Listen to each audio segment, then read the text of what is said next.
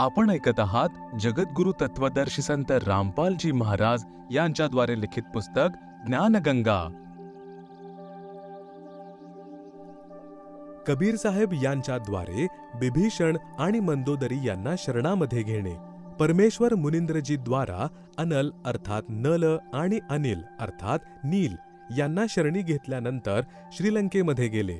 तेथे एक परमभक्त चंद्रविजयजी यांचा 16 सदस्यांचा पुण्य परिवार राहत होता। ते भाट जातीमध्ये जन्मलेले पुण्यकर्मी आत्मा होते।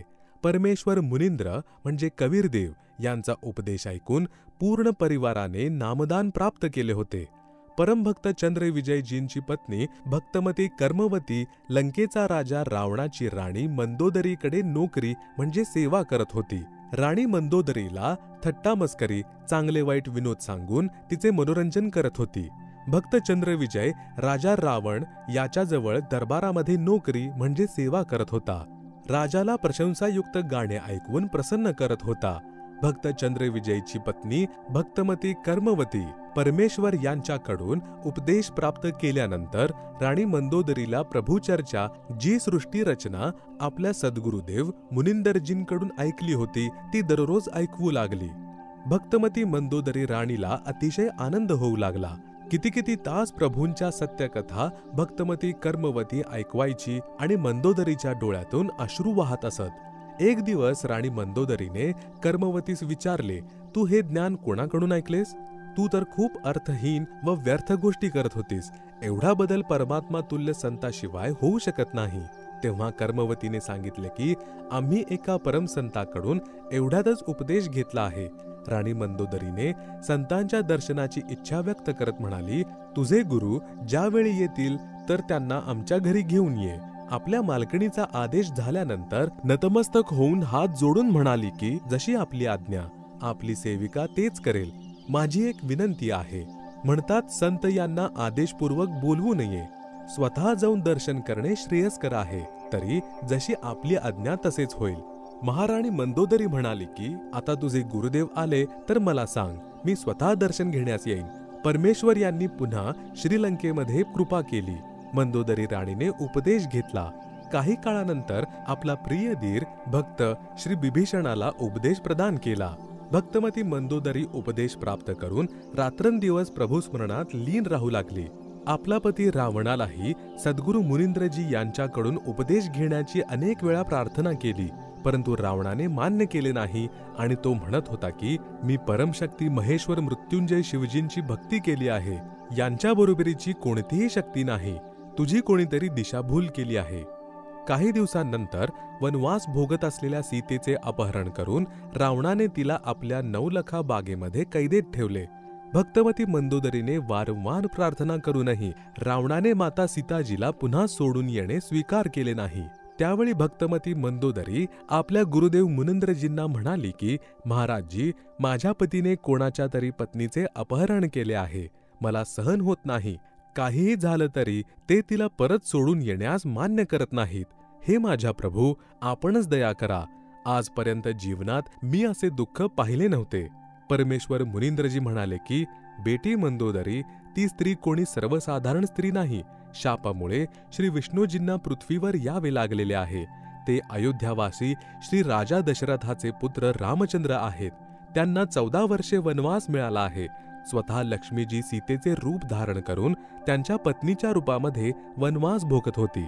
रावणाने साधूचा वेश धारण करून तिला धोका देऊन उचलून आणले आहे। ती सीता म्हणजे स्वतः लक्ष्मीच आहे। तिला त्वरित परत पाठवून क्षमायाचना करत आपल्या जीवनाची भीक मागणे रावणासाठी शुभ आहे। भक्तमती मंदोदरीने अनेक वेळा प्रार्थना करूनही रावणाने ते मान्य केले नाही। तो म्हणू लागला की जंगलभर भटकणारे 2 विदूषक माझे काय बिघडू शकणार आहेत? माझ्याजवळ मोजता येणार नाही एवढी सेना आहे। माझे 1 लाख पुत्र आणि 1.25 लाख नाती आहेत। माझा पुत्र मेघनाद याने स्वर्गाचा राजा इंद्र याला पराजित करून त्याच्या मुलीशी विवाह केला आहे। 33 कोटी देवतांना मी कैद करून ठेवले आहे। तू मला त्या 2 बेसहारा भटकणाऱ्या वनवाशांना ते भगवान आहेत असे सांगून भीती दाखवत आहेस काय? ही स्त्री मी कधीही परत करणार नाही। मंदोदरीने आपल्या पूज्य गुरुदेवांकडून ऐकलेले भक्ती मार्गाचे ज्ञान रावणाला खूप समजावले। बिभीषणाने देखील मोठ्या भावाला समजावले, परंतु रावणाने आपला भाऊ बिभीषणाला बदडून काढले आणि म्हणाला की तू त्या श्री रामचंद्राची जास्तच बाजू घेऊन पक्षपात करत आहेस, त्याच्या जवळच निघून जा. एक दिवस भक्तमती मंदोदरीने आपल्या पूज्य गुरुदेवांना प्रार्थना केली की हे गुरुदेव, माझे सौभाग्य संकटात आहे. आपण देखील एक वेळा माझ्या पतीला समजवा. जर त्याने तुमचेही काही ऐकले नाही तर मग मला विधवा होण्याचे दुःख होणार नाही. आपली कन्या मंदोदरीची प्रार्थना ऐकून मुनिंद्रजींनी राजा रावणाच्या दरबारासमोर उभे राहून द्वारपालांना रावणाला भेटण्याबद्दल प्रार्थना केली. द्वारपाल म्हणाले की ऋषीजी, यावेळी आमच्या राजाचा दरबार सुरू आहे. अशा वेळी आतील संदेश बाहेर येऊ शकतो, परंतु बाहेरचा कोणताही संदेश आत जाऊ शकत नाही. त्यामुळे आम्ही विवश आहोत. त्यावेळी पूर्ण प्रभू अंतर्धान पावले व राजा रावणाच्या दरबारामध्ये प्रकट झाले. रावणाची दृष्टी ऋषींवर पडल्यावर त्याने गर्जना करत विचारले की माझ्या आज्ञेशिवाय या ऋषीला कोणी आत येऊ दिले? त्याला आणून माझ्यासमोर मारून टाका.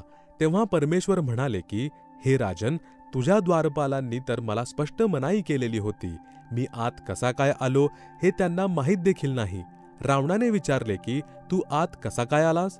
तेव्हा मुनिंद्र वेशामध्ये आलेले पूर्ण प्रभू अदृश्य होऊन पुन्हा प्रकट झाले आणि म्हणाले की हा मी असा आत आलो. रावणाने आत येण्याचे प्रयोजन विचारले. तेव्हा प्रभू म्हणाले की आपण योद्धा असूनही एका अबला स्त्रीचे अपहरण करून तिला आणलेले आहे. हे आपली प्रतिष्ठा व शूरवीरतेच्या विरुद्ध आहे. ही कोणी सर्वसाधारण स्त्री नाही, ती स्वतः लक्ष्मीजींचा अवतार आहे. तिचे पती श्री रामचंद्रजी हे स्वतः विष्णू आहेत. तिला परत करून आपल्या जीवनाची भिक्षा माग, त्यामध्येच तुझे कल्याण आहे. हे ऐकून तमगुणांचा म्हणजे भगवान शिव उपासक रावण क्रोधित झाला. म्यानातून तलवार काढून सिंहासनावरून त्याने गर्जना करत उडी मारली. त्या मूर्ख अज्ञानी प्राण्याने ऋषीजींना मारण्यासाठी तलवारीचे अंधाधुंद 70 वार केले. परमेश्वर मुनिंद्रजींनी झाडूतील एक काडी हातामध्ये धरली होती. तिचाच त्यांनी ढालीसारखा उपयोग केला. रावणाचे 70 वार त्या झाडूतील नाजूक काडीवर पडले. लोखंडी खांबावर तलवार जोराने आपटल्यासारखा आवाज होत गेला, पण त्या झाडूच्या नाजूक काडीला काही देखील झाले नाही. रावण घामाघूम झाला, तरीही आपल्या अहंकाराने त्याने हार मानली नाही. एवढे मात्र जाणले की हे कोणी साधारण ऋषी नाहीत. तो म्हणाला की मला तुमचे काही एक ऐकायचे नाही, आपण जाऊ शकता. परमेश्वर अंतर्धान पावले आणि मंदोदरी सर्व वृत्तांत कथन करून त्यांनी प्रस्थान केले.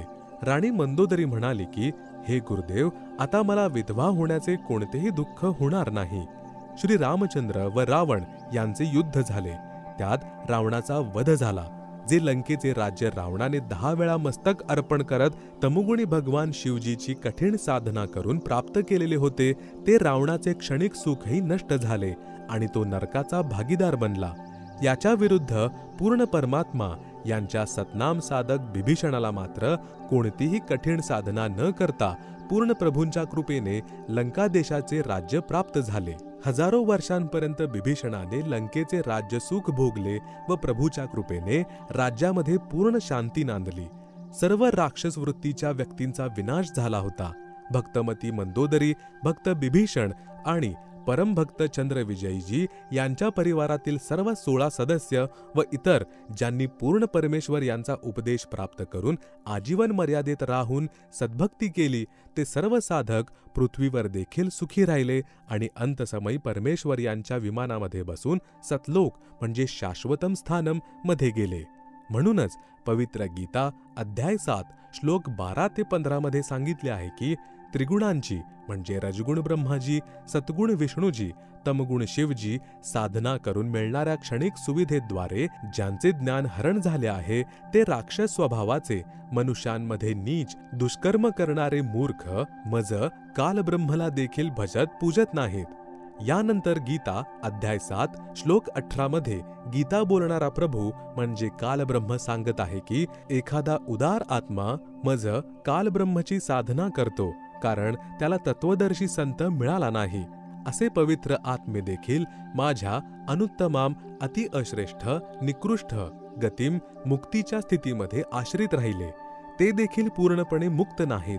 म्हणूनच पवित्र गीता अध्याय 18 श्लोक 62 मध्ये सांगितलेले आहे की हे अर्जुना, तू सर्वस्व भावाने त्या परमेश्वर पूर्ण परमात्मा तत्ब्रह्म यांना शरण जा. त्यांच्या कृपेनेच तू परमशांती आणि सतलोक अर्थात सनातन परमधामास प्राप्त होशील. म्हणूनच पुण्य आत्मा यांना निवेदन आहे की आज या दासांच्या दासाजवळ पूर्ण परमात्मा प्राप्तीचा वास्तविक विधी आहे. निःशुल्क उपदेश घेऊन अवश्य लाभ घ्या.